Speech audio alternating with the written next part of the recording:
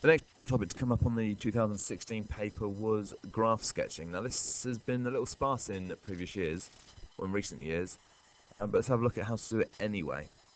So here we've got a sketch, a part of the curve with y equals fx. So this is y equals some function of x.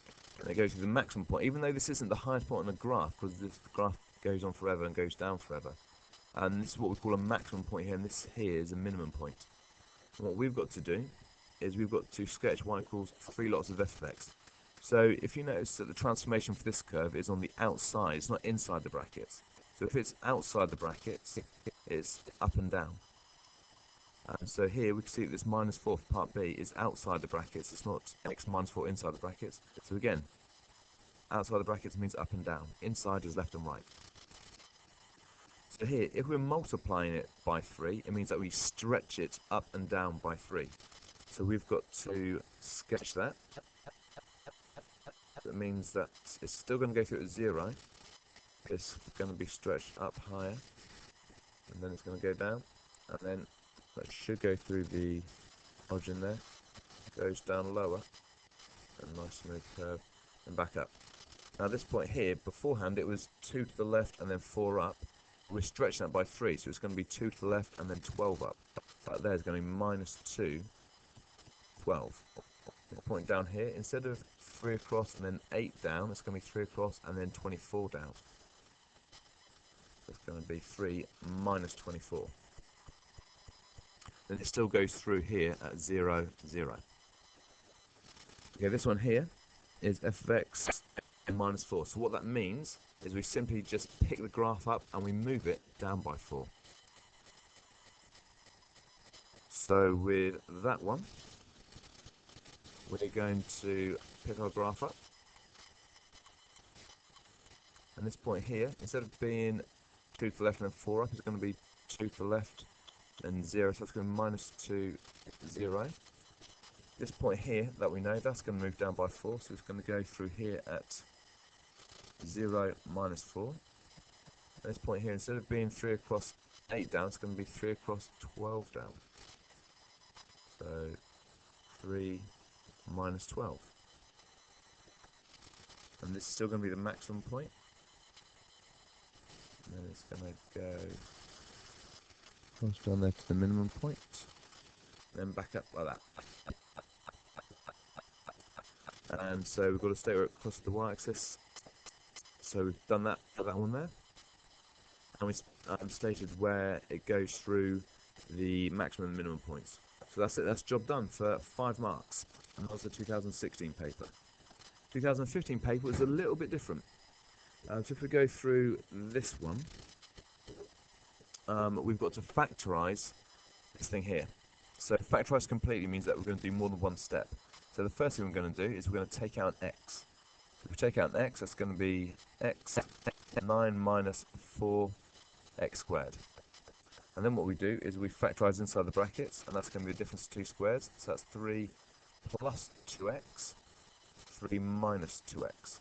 So 3 times 3 is going to be 9, 2x times 2x is going to be 4x squared, and 1 plus 1 minus. That's how to factorise it, and then we've got to sketch it. So when we sketch that, we notice that if we go back to the original equation, it's a minus x cubed. Now minus x cubed means that it goes like that. A normal x cubed, or positive x cubed, would look like that. And now we need to see where it goes through the x-axis. So it's going to go through here, this one, x equals 0. So to find out where it goes through the x-axis, we set y equal to 0. So therefore, the first solution is going to be 0. We've got to set this bracket equal to 0. So that's going to be x equals minus 3 over 2. If you're not sure how to do that, just to one side, 3 plus 2x equals 0. Take away the 3, so 2x equals minus 3, x equals minus 3 over 2. That's going to be 3 over 2, and the exact same for this one. 3 minus 2x equals 0, so 3 equals 2x, x equals 3 over 2. So that's where it goes through the x-axis. Minus 3 over 2, 0, 0, 0, and 3 over 2, 0. And we know because it's a minus x cubed that it looks like this one here. So it's going to go down, up, and then down. That's how to sketch that curve. Just whilst we're here, we'll have a look at question C and show that the length of AB is k root 10. So we've got an x coordinate of -2. So that's going to be -2 something, that's going to be that one there. And then we've got 1 something, so that's going to be that point there. So first thing we've got to do is work out what the y coordinates are. So to find out y coordinates, you substitute the x coordinate into the original equation. So you're going to have 9 lots of -2, take away 4 lots of -2 cubed. Now whenever you've got a negative number, stick that in brackets. So 9 lots of -2 is going to be -18, take away 4 lots of -2 cubed. -2 cubed is -8. So 4 times -8 is going to be +32. -18 plus 32 equals 14. That's -2, 14 for that one. And we substitute in x equals 1 to find this coordinate over here. That's going to be 9 lots of 1 minus 4 lots of 1 cubed. That's going to be 9 minus 4, which equals 5. So now we've got to find the distance between 2 points. So if we draw a simplified graph, if we've got this point here, which is -2, 14, if we've got this point over here, which is 1, 5, the way you work out the distance between 2 points is you make it into a right angle triangle, and you solve using Pythagoras. So this point over here is 2 to the left, this point over here is 1 to the right, so that's a gap of 3. This point here is 14 up, this one here is 5 up, so that's a gap of 9. So using Pythagoras, 9 squared plus 3 squared, and then square rooted. That's going to be this length here, which is the gap between them, or distance between them. So that's going to be the square root of 81 plus 9, which equals the square root of 90, which if we go back to our third video, which we did a couple of videos ago, that's going to be the square root of 9 times the square root of 10, which equals 3 root 10. And that's how to do the graph type question on the 2015 paper. So now if we have a look at the 2014 paper, we've got this one here. So we've got this curve, and then state the coordinates of point A. Now we can see that this curve here goes through the x-axis at point A. So where it goes through the x-axis, y equals 0. So when it goes through the x-axis, y equals 0. So we're going to set 1 over x plus 1. Instead of equaling y, we're going to set it equal to 0. So 1 over x equals -1.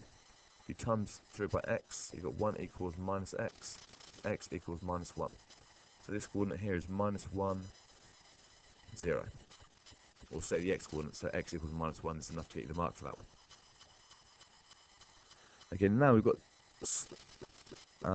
to sketch this one out, showing where it goes through the coordinate axes.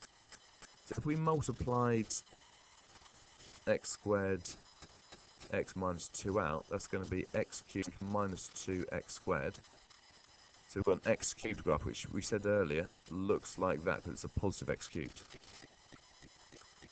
But then what we do for y equals x squared x minus 2, to see where it goes through the y equals, see where it goes through the x-axis, you set y equal to 0. So 0 equals x squared x minus 2. So that one's going to equal 0, and this one's going to equal 2. Now, this one here is what we call the repeated root, because you've got the bracket, or in this case just the x squared. So it means that it touches the x-axis here twice, so it just goes up and just touches the axis like that.